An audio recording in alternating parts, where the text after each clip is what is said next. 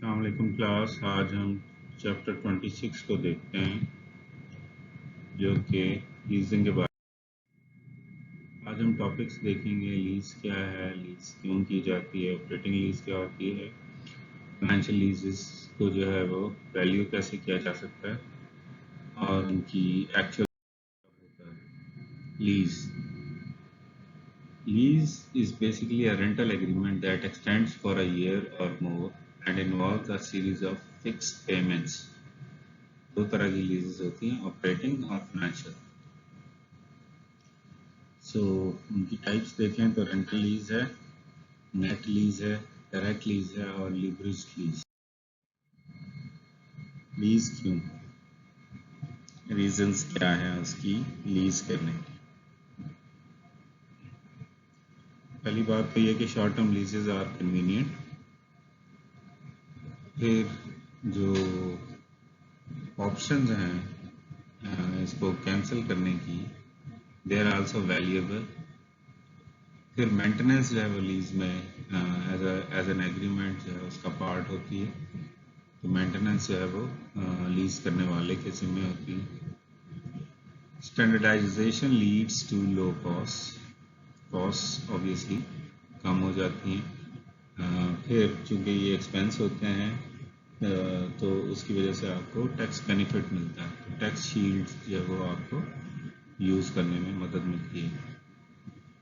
फिर आपको alternative minimum tax जो है वो अवॉइड करने में मदद करती है। There are some dubious reasons for lease as well. Leasing avoids capital expenditure controls. हालांकि कैपिटल एक्सपेंडिचर आपको कभी न कभी किसी न किसी स्टेज पे करना पड़ता है। लीजिंग प्रिजर्व्स कैपिटल, नहीं, ये भी एक मिथ है। लीजेस में भी ऑफ बैलेंस शीट फाइनेंसिंग, ये भी गलत बात है क्योंकि हम जब टैक्स बेनिफिट ले रहे हैं तो हमने उसको इनकम स्टेटमेंट में कोट करना है। इसी तरह वो कह रहा है कि leasing effects book income, book income को जो वो इफेक्ट नहीं।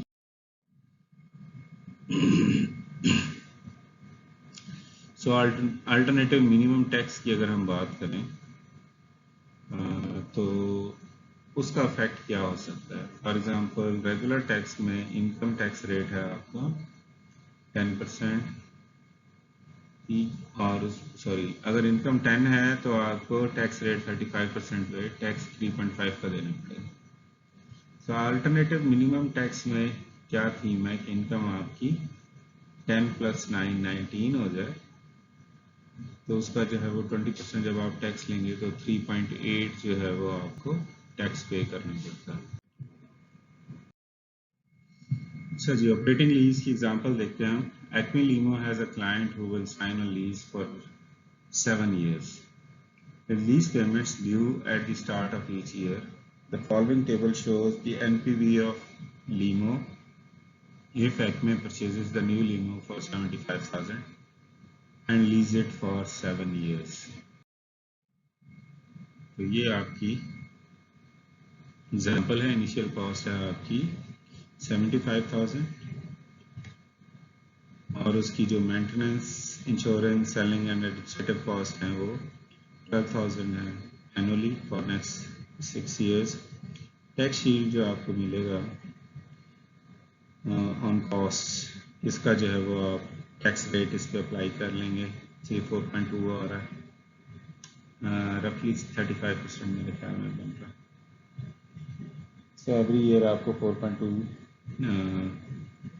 4,200 जो है वो सेव होंगे। डेप्रिसिएशन टैक्स शील्ड पे जो है वो आपके पास पहले साल तो कोई नहीं है, दूसरे साल 5.25 है, 8.4 है, 5.04 है। सो ये आपने उस पर अप्लाई कर दी तो आपका जो आउटफ्लोज हैं या इनफ्लोज हैं ओवर लॉन्ग रन वो आपको ये मिल रहा है। सो ब्रेक इवन रेंट लेवल जो है वो बनता है 26.18। टैक्स आपको उस पर जो बेनिफिट मिलेगा 9.16 का।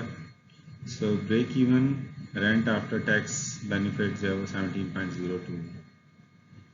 सो एनपीवी जो है वो उसकी भी 7% पे 98.15 है और इसकी भी 98.15 है।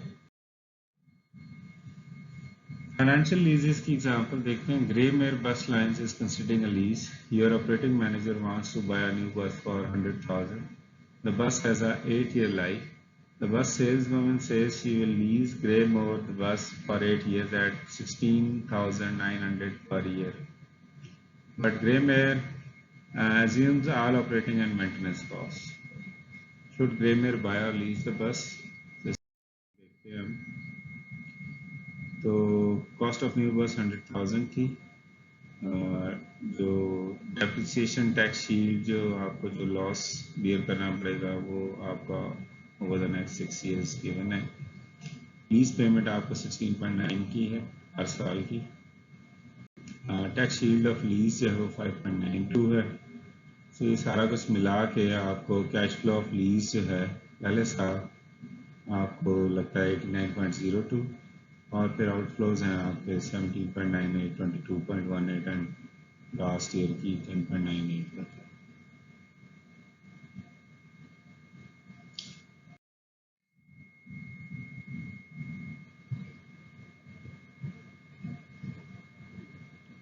अब अगर हम cash flow consequences of lease contract to ग्रेमेयर देखें तो ग्रेमेयर सेव्स 100,000 कॉस्ट ऑफ द बस.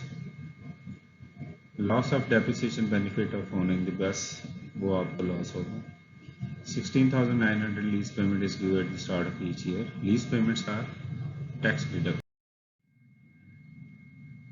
So आपका जो बैलेंस शीट पे इफेक्ट होगा विदाउट लीज और लीज के हवाले से, तो आपकी बस है विदाउट लीज में आपका एसेट्स होगी, ऑल अदर एसेट्स आपको गिवन है. तो टोटल एसेट्स आपके पास 1100 आ गए. सो 100 लोन सिक्योर्ड बाय बस. सो आप बस के ऊपर लोन भी ले सकते हैं.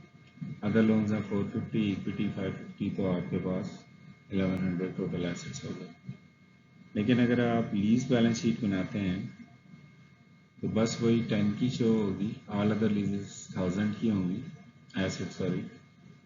अब आप लोन सिक्योर्ड बाय बस की जो एक ऑप्शन है उसको आप फाइनेंशियल लीज में कन्वर्ट कर लें तो वो 100 की आ जाएगी, बाकी सारी चीज़ें वही रहेंगी. इसका मतलब यह है कि दोनों केसेस में बैलेंस शीट पे तो कोई फर्क नहीं पड़ता.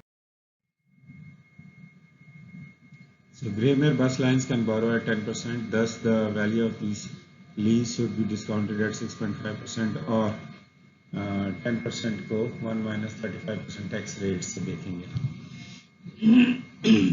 So the result will tell us if Graymere should lease or buy the bus.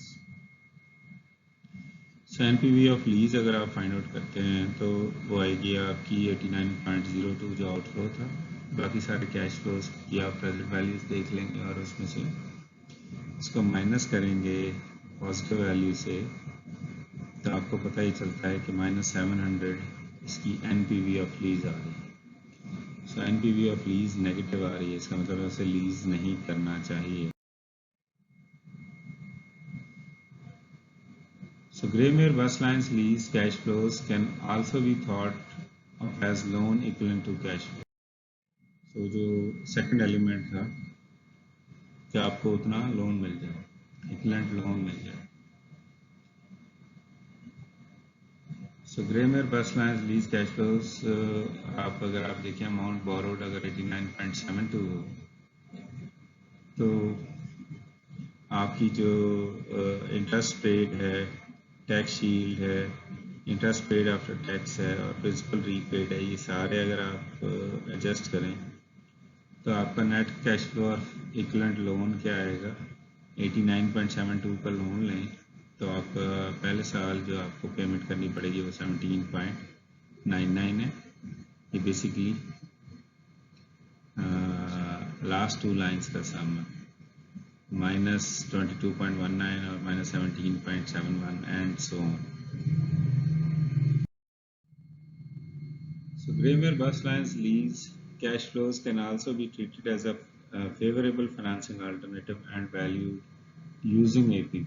So APV आप इस पर implement कर सकते हैं, NPV of the project और NPV of the lease. उसकी बेस पे आपका जो एपीवी आएगा।